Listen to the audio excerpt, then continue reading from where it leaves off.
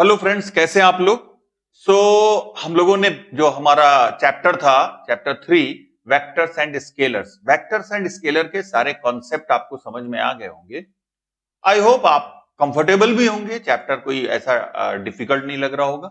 हम लोगों ने सारे जितने भी कॉन्सेप्ट पॉसिबल हैं वेक्टर स्केलर में वो सारे कवर किए हैं।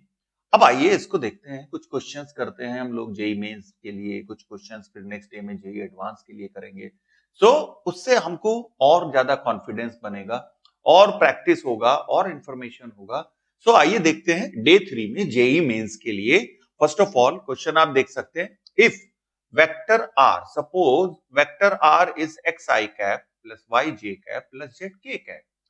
ये 3 डायमेंशनल वेक्टर है, 3D वेक्टर है। क्या कह रहा है? Makes alpha beta gamma angles with x axis y axis and z axis. Okay, अब क्या कह रहा है कि find the value of cos square alpha plus cos square beta plus cos square gamma. देखिए क्वेश्चन मैथमेटिकल टाइप का है, easy भी है, मैं ये कहूंगा इजी है, पर मैं फिर भी रिकमेंड करूंगा कि एक बार आप ट्राई करके इसको देखना, सेल्फ से ट्राई करना, देन फिर आप उसको वीडियो को प्ले करके देखना। यहां पर cos square alpha plus cos square beta plus cos square gamma की वैल्यू कैलकुलेट करनी है। आइए देखते हैं। सबसे पहले कॉस अल्फा की वैल्यू क्या होगी? We all know 3D vector के लिए डायरेक्शन कैसे कैलकुलेट करते हैं, एंगल कैसे कैलकुलेट करते हैं, x y root x square plus y square plus z square. Similarly cos beta y by root x square plus y square plus z square and cos gamma. सारी तीनों values यहां substitute कर दें। अगर आप तीनों वैल्यू सब्स्टिट्यूट करेंगे, simply you will get cos square alpha plus cos square beta plus cos square gamma and this will be equals to 1। Friends, हम लोगों ने देख लिया करेक्ट आंसर इसका क्या होगा, बी। इजी क्वेश्चन था। देखते हैं नेक्स्ट क्वेश्चन। नेक्स्ट क्वेश्चन है, particle is in equilibrium in the presence of 4 forces. आप देख सकते हैं यहां पर F1 F2, यहां पर ये 15 न्यूटन है, F2 है, and then this is 10 newton and then finally it is F1। Question में क्या कह रहा है? पार्टिकल इक्विलिब्रियम में है, मतलब रिजल्टेंट फोर्स इस पे 0 होना चाहिए। मतलब सारे फोर्स के कंपोनेंट करोगे तो वो सब आपस में एक दूसरे को कैंसिल कर रहे होंगे, ऐसा है। फिर कह रहा है then what will be the value of F1 F2। Option में आप देख सकते हैं F1 F2 की वैल्यू क्या होगी। तो इसके सिंपल कंपोनेंट कर लेते हैं। कंपोनेंट करके सब x axis along y axis net value देख के उसको 0 कर देंगे। फर्स्ट ऑफ ऑल देखें, पार्टिकल इक्विलिब्रियम में है, कंपोनेंट पे बेस है, summation of Fx equal to 0, मतलब F along the x axis, चाहे वो प्लस एक्स एक्सिस में हो या माइनस एक्स एक्सिस में हो, सबका समेशन विद द साइन यहां पर 0 होना चाहिए। Similarly for y axis also sum of x component देखें। अब एक्स कंपोनेंट के लिए अगर हम दोबारा से फिगर को देखें यहां पर, देखें आप एक्स कंपोनेंट में 10 cos 30, F2 sin 30 minus 15 sin 53, और इसको सिंप्लीफाई करेंगे तो हमको यहां पर F2 की वैल्यू आ जाएगी। कंपोनेंट जैसा हमने पहले भी बताया, कंपोनेंट में एंगल के साथ वाला cos होता है और दूसरा वाला sin होता है। जस्ट कंपोनेंट किया, सम किया, F2 की वैल्यू आ गई। Similarly sum along y axis में देखें तो y एक्सिस में component F2 cos 30 plus 10 sin 30 plus 15 sin 53, that should be also equals to 0 क्योंकि इक्विलिब्रियम में है। यहां से हमको F1 मिल जाता है, और F1 की वैल्यू क्या आ जाती है फ्रेंड्स? F1 की वैल्यू आ जाती है अप्रोक्सीमेटली 19.4 न्यूटन। यहां पर हमने इसको सिंप्लीफाई कर लिया और F1 आ जाता है 19.4 न्यूटन। करेक्ट आंसर क्या हो जाता है इसके? मल्टीपल चॉइस क्वेश्चन है, करेक्ट आंसर आ जाता है A और B। ए बी इसके करेक्ट आंसर होंगे। यहां पर F1 हमने देख लिया और F2 देख लिया। आइए देखते हैं नेक्स्ट क्वेश्चन फ्रेंड्स। यहां पर 5 forces 2 newton, root 3 newton, 5 newton, root 3 newton, 2 newton respectively act on a particle P as shown in figure. Resultant force on particle P is, resultant force calculate करना है, particle P पर किधर होगा, किस direction में होगा। हम देख सकते हैं यहां पर इस पे इतने नंबर ऑफ फोर्सेस एक्ट कर रहे हैं। अब देखें, या तो इसको कंपोनेंट करके करें हम लोग। कंपोनेंट करने का मतलब आप देख सकते हैं रूट 3 न्यूटन फिगर में गिवन है, 5 न्यूटन गिवन है, अगेन रूट 3 न्यूटन गिवन है and then it is 2 newton. इन सबके component x axis y axis में करने पड़ेंगे। एक्स एक्सिस वाई एक्सिस में सभी के कंपोनेंट करें तो यहां पर हम देख सकते हैं, सपोज ये 2 न्यूटन है, रूट 3 न्यूटन है। अगर आपको ये 30 डिग्री गिवन है, कंपोनेंट कर सकते हैं एक्स एक्सिस के लॉन्ग √3 का क्या होगा cos 30 और फिर y एक्सेस के अलॉन्ग आ जाएगा। सिमिलरली 5 न्यूटन है, ओवरऑल एंगल 60 डिग्री है। अगर x एक्सेस के अलॉन्ग देखें तो ये आ जाता है 5 cos 60 and then 5 sin 60 along the y axis.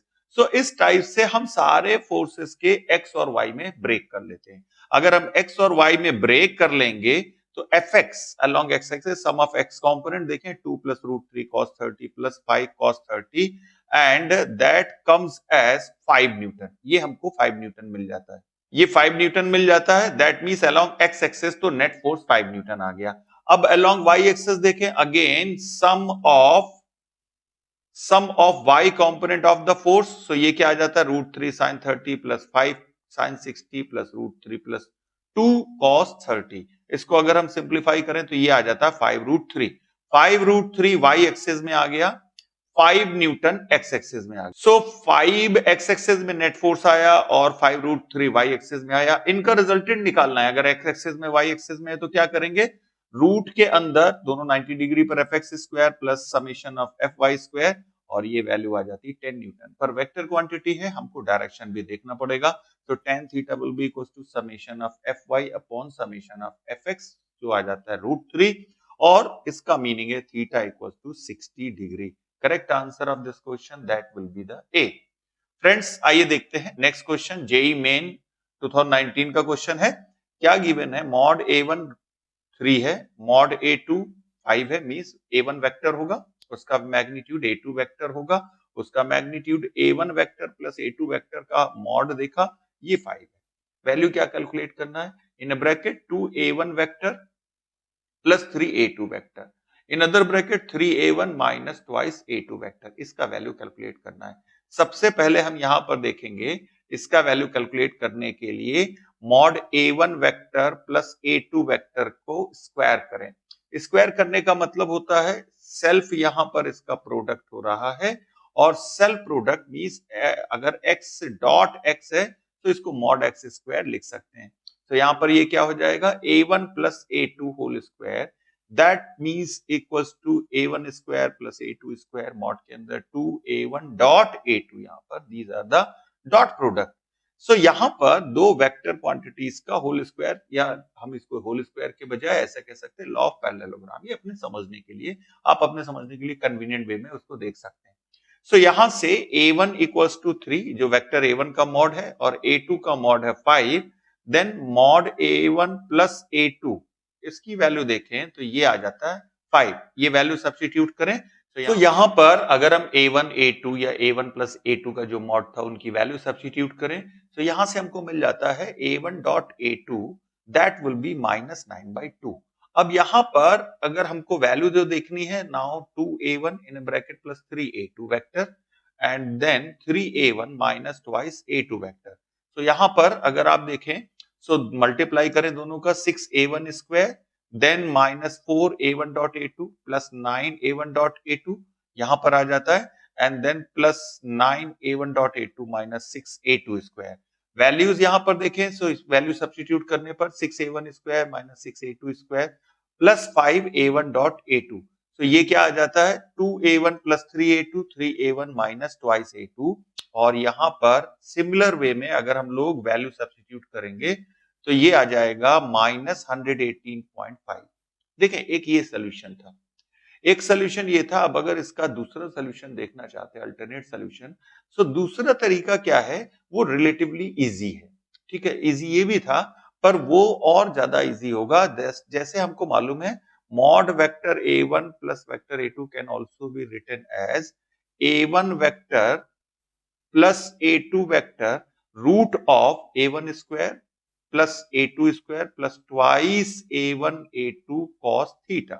So A1 plus A2 vector form में A1 square plus A2 square plus twice A1 A2 cos theta, अगर वैल्यू सब्स्टिट्यूट करेंगे तो we will get cos theta which is equals to -3/10 and from here twice A1 plus 3A2 dot 3A1 minus twice A2, ये दोनों का dot product अगर हम लेते हैं और आपस में ब्रैकेट ओपन करने जैसा ओपन करते हैं, तो यहाँ पर 6A1 square minus 6A2 square plus 5A1 dot A2, A1 dot A2 को क्या लिख सकते हैं, तो यहाँ पर 6A1 square minus 6A2 square plus 5A1 dot A2 cos theta value substitute करिए, ये आ जाता है -118.5।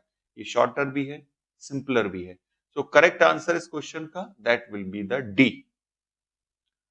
फ्रेंड्स, ये तो क्वेश्चन के हमने दो मेथड देख लिए। आइए देखते हैं नेक्स्ट क्वेश्चन जेईई 2019। यहां पर गिवन है two vector a b have equal magnitude, magnitude a plus b is n times the magnitude a minus b, then the angle between a and b, a और b के बीच में angle calculate करना है। ये भी 2019 का क्वेश्चन है। आइए देखते हैं सबसे पहले a और b के मैग्नीट्यूड सेम दिए हुए। सो यहां पर अगर हम लोग इक्वेशन फर्स्ट में कंडीशन क्या गिवन है, r equals to n r dash और r by r dash square equals to n square, दोनों वैल्यूज रख लेते हैं यहां पर। तो ये क्या आ जाता है, N square by 1 equals to 1 plus cos theta divided by 1 minus cos theta. And if here we apply simply componendo dividendo, so यहां पर क्या आ जाएगा, N square minus 1 upon N square plus 1, और यहां पर आ जाता है ultimately 2 cos theta divided by 2 और theta equals to cos inverse in bracket N square minus 1 upon N square plus 1। So correct answer of this question that must be the C. C इसका correct answer आ जाता है।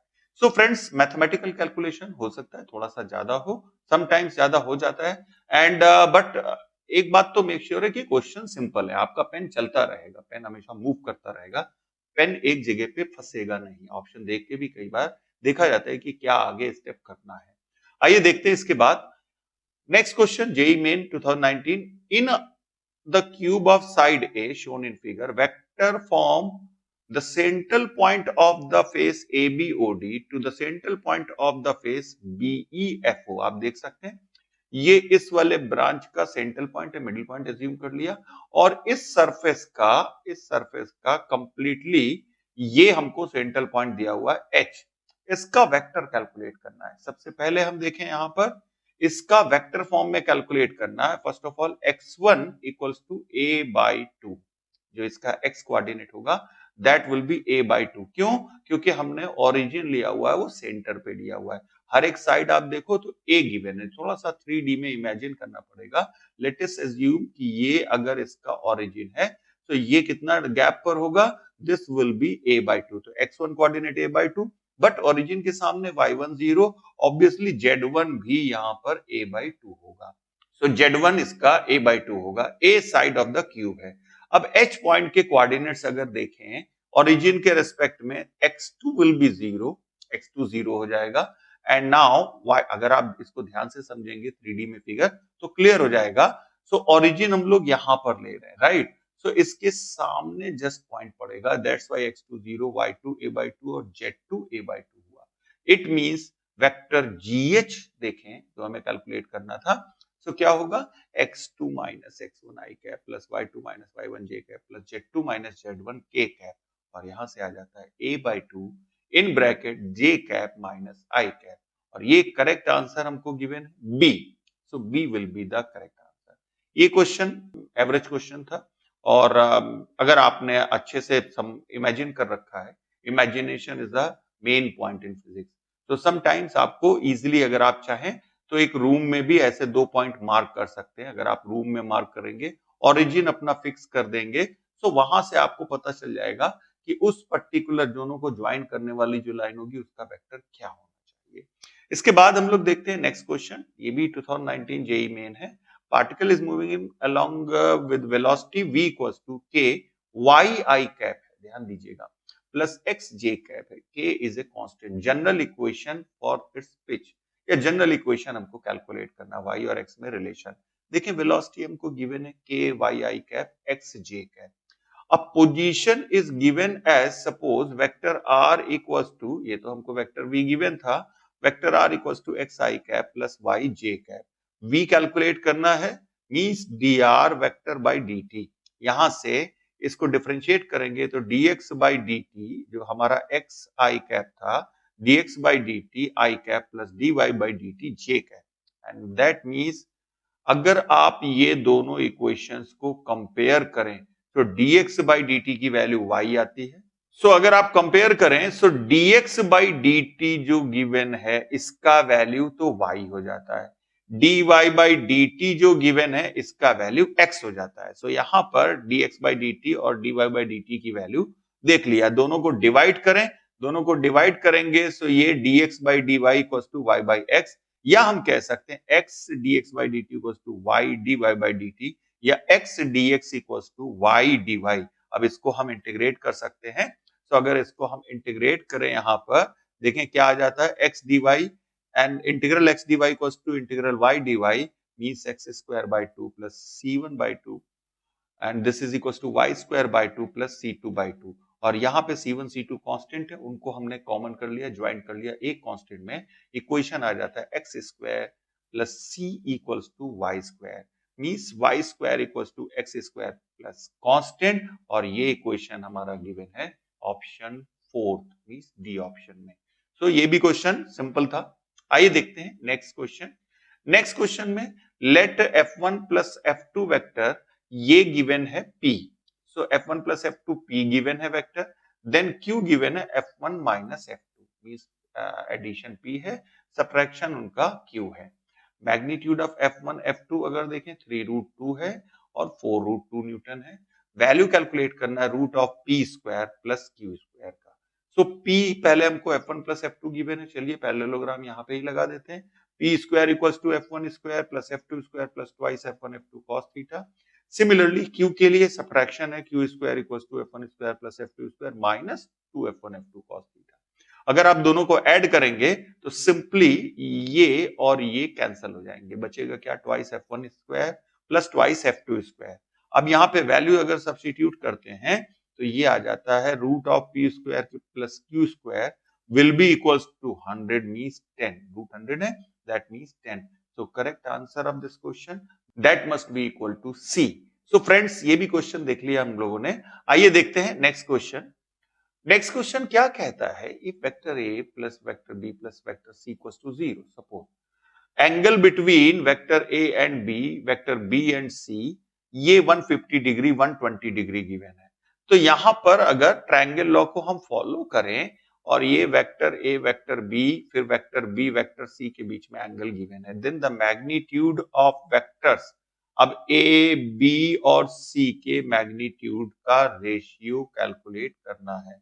Magnitude of vectors A B C are in ratio of, ये किस ratio में होंगे, सबसे पहले आप देख सकते हैं यहां पर vector A vector B vector C, इनके एंगल भी गिवन है, they are simply 150 degree, A और B के बीच में एंगल गिवन है।